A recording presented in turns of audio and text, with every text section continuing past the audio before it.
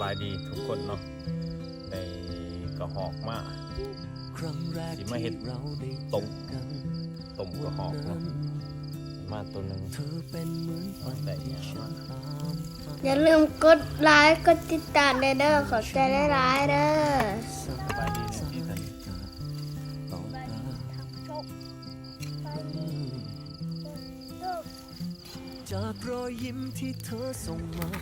จะได้กระบตรงดราม่าเด้อเพราะว่านี่เป็นวัฒนธรรมการกินของไทยดงเฮาอยู่แล้วมีหยังก็คอยเบิ่งกันไปติดตามเบิ่งกันไปแล้วมีคลิปใหม่ๆมาให้เบิ่งอยากให้กินหยังให้เบิ่งบอกมาเลยเดี๋ยวจัดให้ลึกๆข้างในมันวันมันไหวแปลกๆเธอรู้ไหมฉันเหมือน14อีกครั้ง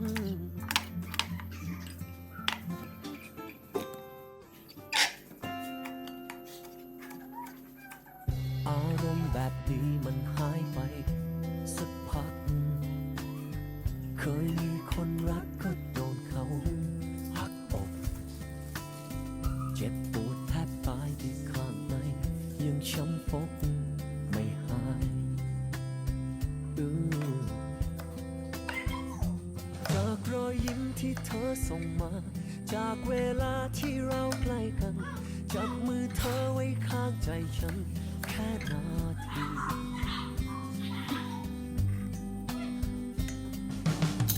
เธอทำให้ฉันรู้สึกเหมือนตอน14ตอนที่ฉันมีแฟนคนแรก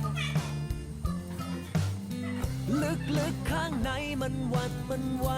แปลกๆเธอรู้ไหมฉันเหมือน14อีกครั้ง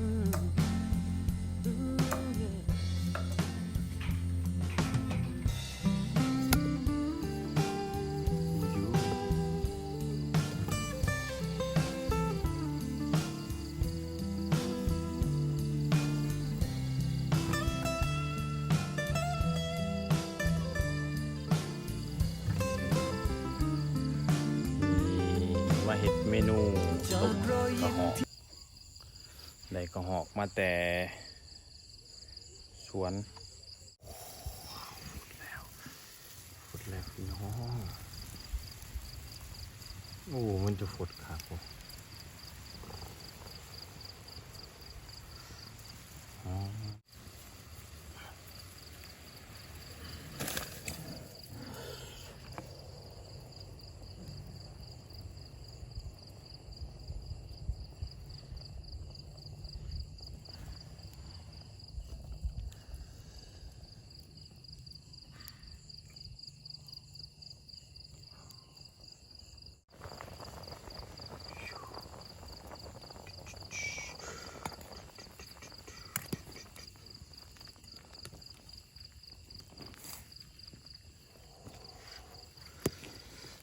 บ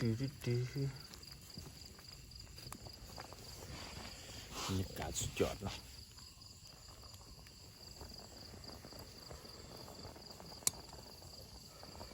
ชิมกัน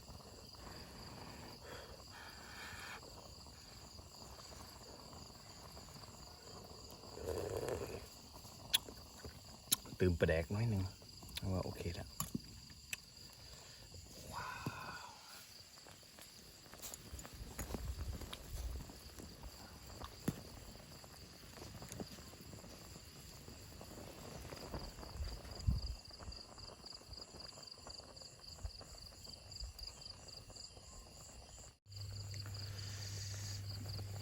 ได้บรรยากาศทะเลพี่น้องเอ้ยไม่ต้องใส่ร้ายประแดกเนาะใส่ประแดกน้อยนึงให้มันมีกลิ่นหอมประแดกสุดยอดแล้ว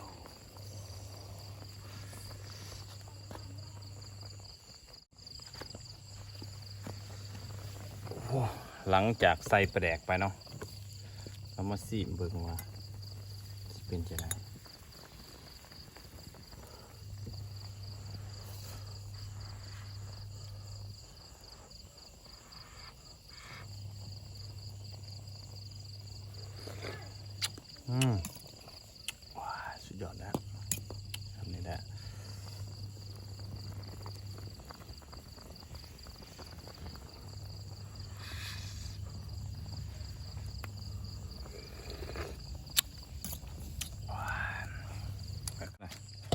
พักก่อนจับดีๆที่ดงมันสีสวยเซฟชัวร์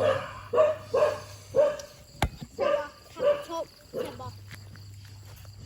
ไปเอาไป โอ้แซ่บ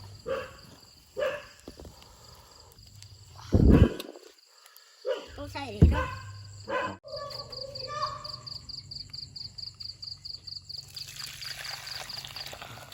ว้าว หยอดหรอก มา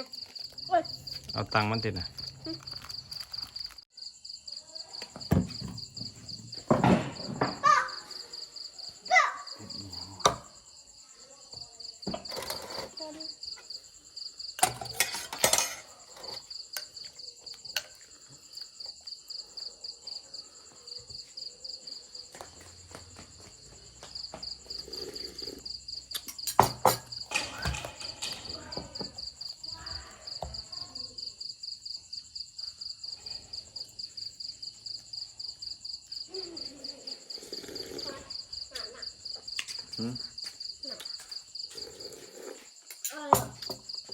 มันนั่งกันเอาตังค์มันนั่ง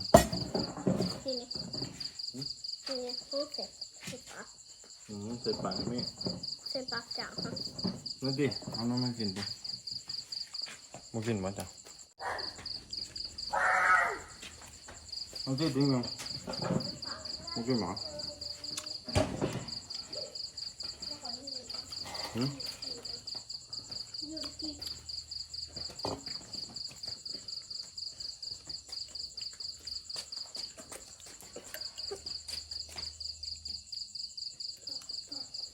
ก็ยืนกินเอา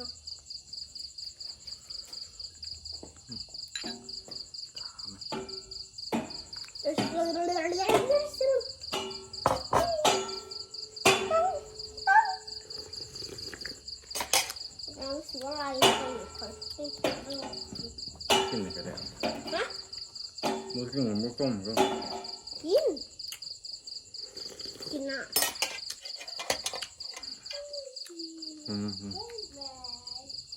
เบิ้งเอาน้ำ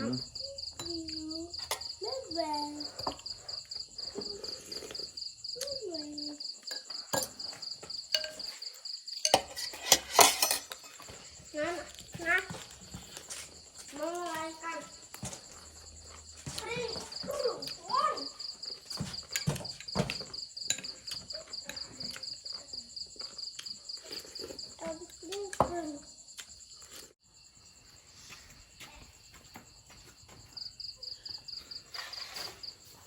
บ่กินหมอหนึ่ง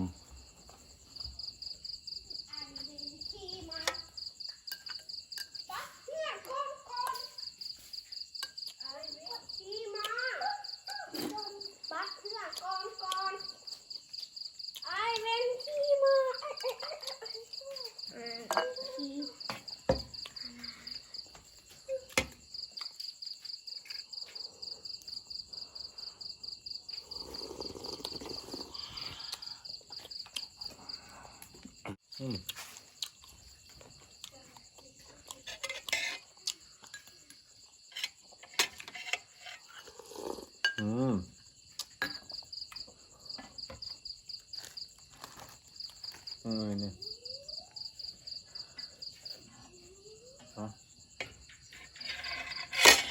เราจะกินข้าวกันยังค่ะเราจะกินข้าวกันยัง เขาก๊อบก๊อบมัน เกลือ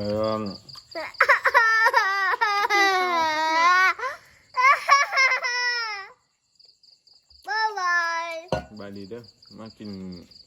ข้าวแรกน้ำกันมาเนี่ย โดด ได้ อย่าลืมกดไลค์กดติดตามเลยนะ ต้มกระหอกได้กระหอกมาแต่สวน ช่วยหน่อยเฮ้ยไม่เอาอย่างนี้บัดได้ตัวใหญ่เลยมันเลอะคุณบัดตัวใหญ่คุณบัดใหญ่คุณ ข้าวสาบยง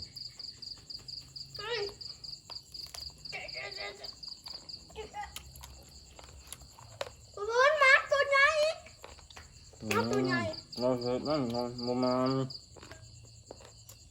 เนี่ยอะไรเนี่ยเล่มอบตัวใหญ่นี่ ไม่เห็นเราที่เราฟอร์มถ่ายคลิปอยู่ใช่พอปิ่งหายแล้วบ่เห็ดท่านอย่าเข้ากล้องครับ ตัวนะ เอาตังค์มากพอว่าเห็นบ่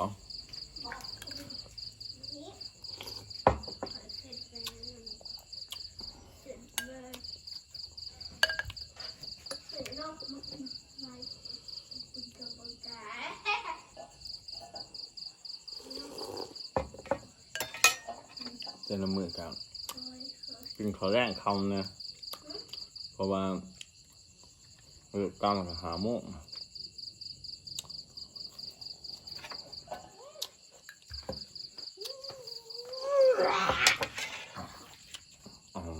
เลยจะมาเห็ดเสียกล่อง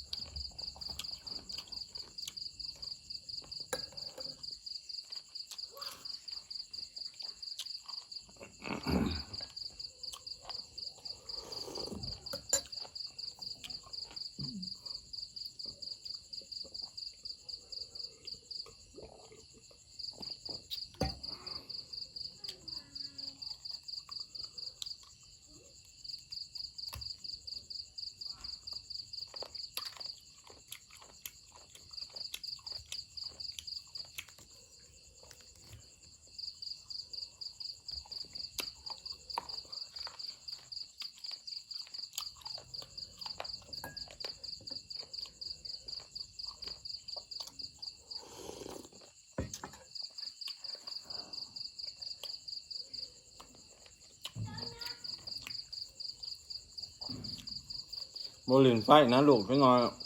ตกนะ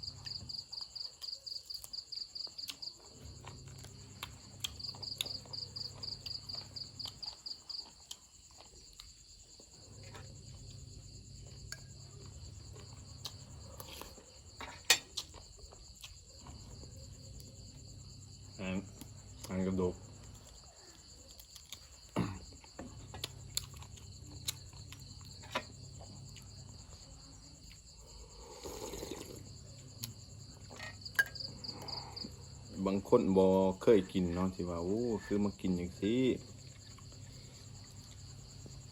ต้องเข้าใจเนาะมันก็เป็นสัมวัฒนธรรมบ้านเฮาน่ะ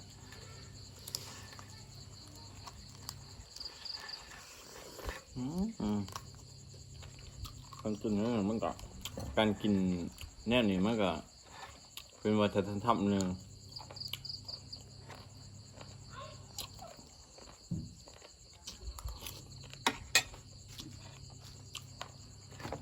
สมัยตะกี้ห้อง ลูกจะกินข้าวหรอวะลูกฮะ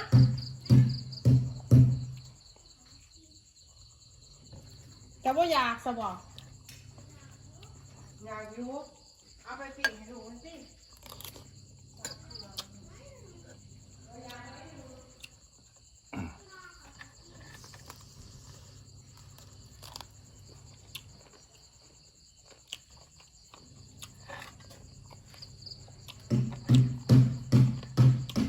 แต่พี่น้องเมาก็ยาว